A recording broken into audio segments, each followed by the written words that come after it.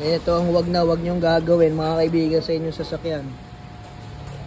Pag nagpalit kayo ng fan, sa aircon man yan, sa condenser or sa radiator, huwag nyo naman i-downgrade. Lahat nag-upgrade kayo yung magda-downgrade. So itong ganito, ginagamit po ito pang backup, nilalagay sa mga dito sa harap.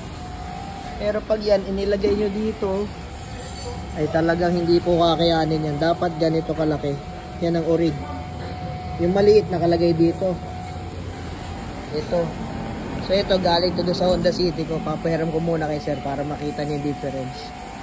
So ito pag nag-on, makikita mo walang kahangin-hangin. Pag kahit ilagay mo yung kamay mo dito, hindi mo mararamdaman. Parang iniihip lang. Kasi yan ang conversion na ginawa. Pero nakitan lang.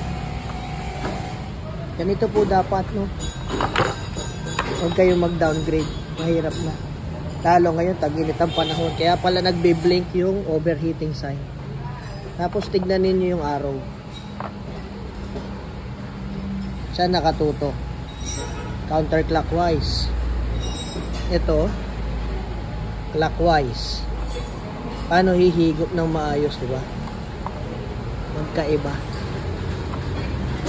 Kaya pala walang kahangin-hangin.